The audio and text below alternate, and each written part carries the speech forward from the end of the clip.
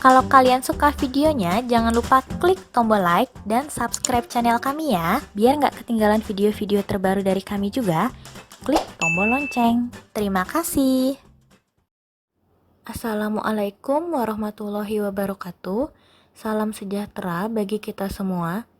Pada kesempatan kali ini, kakak akan memberikan soal beserta pembahasan pelajaran Bahasa Indonesia kelas 5, tema 6 dan 7.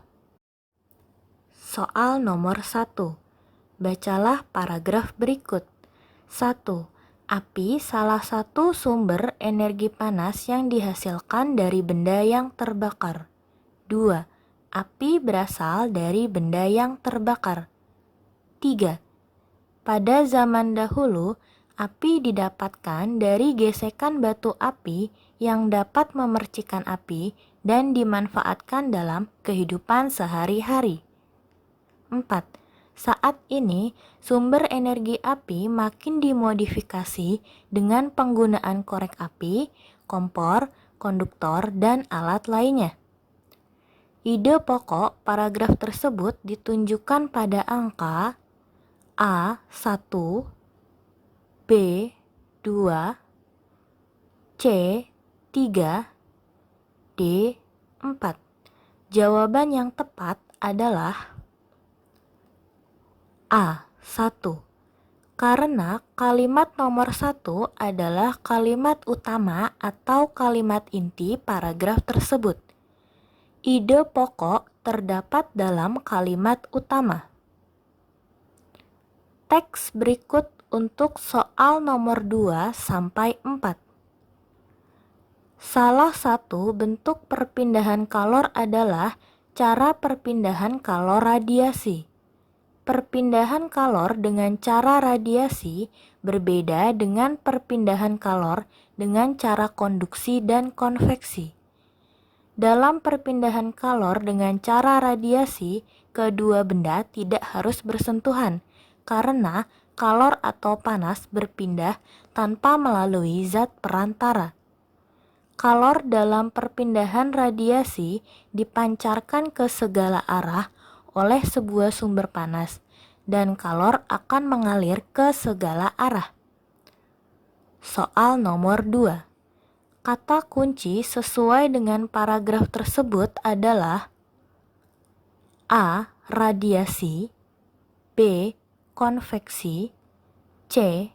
Konduksi, D. Sumber panas. Jawaban yang tepat adalah A. Radiasi. Kata kunci adalah kata yang istimewa atau penting dalam suatu paragraf. Biasanya diulang, sehingga sering muncul dalam kalimat. Kata radiasi adalah kata yang paling banyak muncul dalam paragraf tersebut. Lanjut ke soal nomor 3. Ide pokok paragraf di atas adalah A. Perpindahan kalor dengan cara konduksi, B. Perpindahan kalor dengan cara konveksi, C. Perpindahan kalor melalui zat perantara, D. Perpindahan kalor dengan cara radiasi. Jawaban yang tepat adalah D. Ide pokok adalah inti pembahasan dalam paragraf. Paragraf tersebut membahas tentang perpindahan kalor dengan cara radiasi. Soal nomor 4. Pertanyaan yang sesuai dengan isi paragraf adalah A. Mengapa kalor dapat berpindah dengan cara radiasi? B. Apa saja contoh perpindahan kalor dengan cara radiasi? C. Bagaimana proses perpindahan kalor dengan cara radiasi? D. Apakah yang dimaksud dengan perpindahan kalor dengan konduksi? Jawaban yang tepat adalah C. Mengapa demikian? Kata tanya bagaimana digunakan untuk menanyakan cara atau proses. Pertanyaan bagaimana proses perpindahan kalor dengan cara radiasi? Jawabannya ada dalam paragraf tersebut. yaitu pada kalimat terakhir. Kalor dalam perpindahan radiasi dipancarkan ke segala arah oleh sebuah sumber panas, dan kalor akan mengalir ke segala arah. Paragraf berikut untuk soal nomor 5 dan 6. Setelah hujan biasanya akan muncul lengkungan berwarna-warni di langit yang disebut pelangi. Pelangi muncul karena pembiasan sinar matahari melalui tetesan air yang ada di atmosfer. Ketika sinar matahari melalui tetesan air, cahaya tersebut akan dibiaskan atau dibengkokkan sehingga membuat warna-warna pada cahaya tersebut terpisah. Tiap warna dibelokkan pada sudut yang berbeda. Soal nomor 5. Paragraf di atas adalah struktur teks eksplanasi berupa A. Pernyataan umum, B. Deretan penjelas, C. Interpretasi, D. Kesimpulan. Jawaban yang tepat adalah B. Deretan penjelas. Karena deretan penjelas berisi penjelasan suatu fenomena. Paragraf tersebut membahas tentang proses terjadinya pelangi. Selanjutnya soal nomor 6. Makna kata pembiasan adalah A. Penerusan, B. Pembelokan, C. Penghalang, D. Pemanjangan. Jawabannya yaitu B. Pembelokan. Dalam Kamus Besar Bahasa Indonesia, pembiasan artinya penyimpangan atau pembelokan. Soal nomor 7. Perhatikan percakapan berikut. A. Bangsa Indonesia dijajah Belanda. B. Bangsa Indonesia dijajah Belanda selama 350 tahun. Kalimat tanya di atas harus dilengkapi dengan kata tanya. A. Berapa lama? B. Berapa jauh? C. Berapa banyak? D. Berapa berat? Jawaban yang tepat adalah A. Berapa lama? Berdasarkan jawaban yang ditanyakan adalah lama waktu, selama 350 tahun. Soal nomor 8. Lord Minto menyarankan pemerintah mengangkat Raffles sebagai gubernur jenderal karena ia yakin Raffles dapat memajukan Hindia Belanda. Kalimat tanya yang sesuai dengan pernyataan tersebut adalah A. Kapan Lord Minto menyarankan pemerintah mengangkat Raffles sebagai gubernur jenderal? B. Mengapa Lord Minto menyarankan pemerintah mengangkat Raffles sebagai gubernur jenderal? C. Bagaimana Lord Minto menyarankan pemerintah agar mengangkat Raffles menjadi gubernur jenderal? D. Di manakah Lord Minto menyarankan pemerintah agar mengangkat Raffles menjadi gubernur jenderal? Jawaban yang tepat adalah B. Mengapa? Karena dalam pernyataan tersebut terdapat alasan atau sebab, ditandai dengan kata karena. Mengapa Lord Minto menyarankan pemerintah mengangkat Raffles sebagai gubernur jenderal? Karena ia yakin Raffles dapat memajukan Hindia Belanda. Paragraf berikut untuk soal nomor 9 dan 10. 1. Banyak pihak menentang sistem tanam paksa. 2. Reaksi tersebut berasal dari golongan pengusaha serta tokoh-tokoh pejabat Belanda. 3.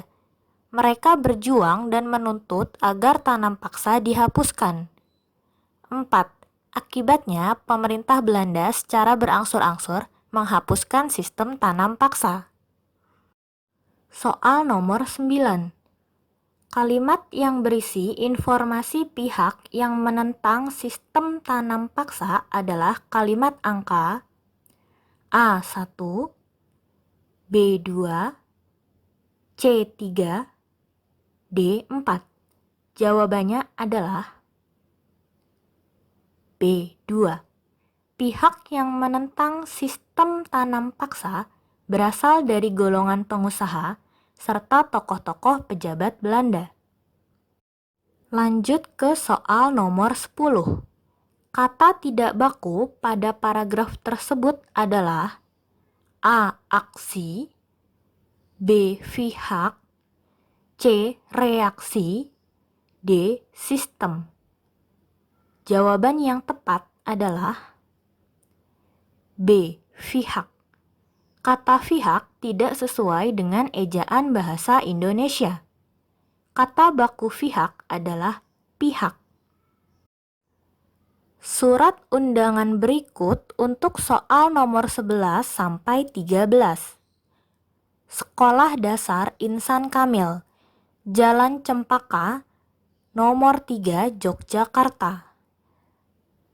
Yogyakarta, 25 April 2019. Nomor 088 SD Insan Kamil PAN 2019. Perihal undangan. Yang terhormat Kepala Sekolah SDN 2 Sleman. Dengan hormat, dalam rangka ikut memeriahkan Hari Pendidikan Nasional 2 Mei 2019, SD Insan Kamil akan mengadakan lomba cerdas cermat antar sekolah. Kami bermaksud mengundang saudara atau saudari untuk ikut berpartisipasi dalam acara tersebut pada hari tanggal Rabu 1 Mei 2019, waktu 08 pagi sampai 1 siang, tempat Aula SD Insan Kamil. Susunan acara 1. Pembukaan, 2. Sambutan Kepala SD Insan Kamil, 3. Sambutan Dinas Pendidikan Kecamatan, 4. Acara cerdas cermat, 5. Pengumuman pemenang, 6. Penutup. Karena sangat padatnya acara, kami mengharap saudara atau saudari hadir tepat waktu. Atas kehadiran dan partisipasi saudara atau saudari, kami ucapkan terima kasih. Ketua Panitia Cerdas Cermat SD Insan Kamil, Dr. Andes Ali Johamsyah. Soal nomor 11. Bagian surat yang ditunjuk pada angka 1 disebut A. Kop surat, B. Alamat surat, C. Perihal surat, D. Pembuka surat. Jawaban yang tepat yaitu A. Kop surat. Karena bagian yang ditunjuk pada angka 1 berisi nama instansi beserta alamatnya. Soal nomor 12. Penulisan alamat pada bagian kop yang benar adalah A. JL titik Cempaka No titik 3 Yogyakarta, B. JLM titik Cempaka No titik 3 Yogyakarta, C. Jalan Cempaka No titik 3 Yogyakarta, D. Jalan Cempaka nomor 3 Yogyakarta. Jawaban yang tepat yaitu D. Penulisan alamat pada kop surat yang benar adalah tidak disingkat. Lanjut soal nomor 13. Bagian surat yang ditunjuk pada angka 2 disebut A. Kop atau kepala surat, B. Tanggal pembuatan surat, C. Nomor surat, D. Hal surat. Jawaban yang tepat yaitu B. Tanggal pembuatan surat. Surat undangan berikut untuk soal nomor 14 dan 15. Undangan untuk Tina di rumah. Salam manis. Sahabatku yang baik, jangan lupa datang pada ulang tahunku besok pada hari tanggal Minggu 20 Oktober 2019 pukul 4 waktu Indonesia Barat. Tempat Warung Stik Jalan Wirobayan, Yogyakarta. Datang tepat waktu ya. Salam manis Tiwi. Soal nomor 14. Kalimat pembuka pada surat undangan tersebut ditunjukkan dengan angka A1, B2, C3, D4. Jawaban yang tepat adalah C3.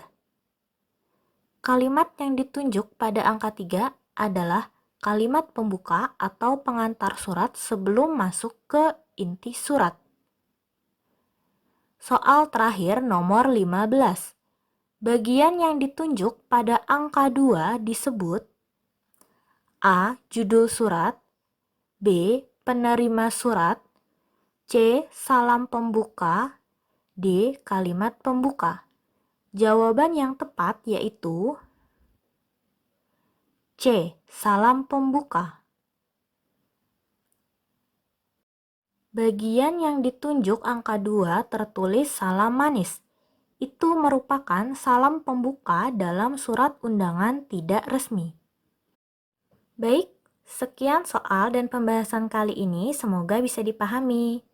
Sampai jumpa. Wassalamualaikum warahmatullahi wabarakatuh.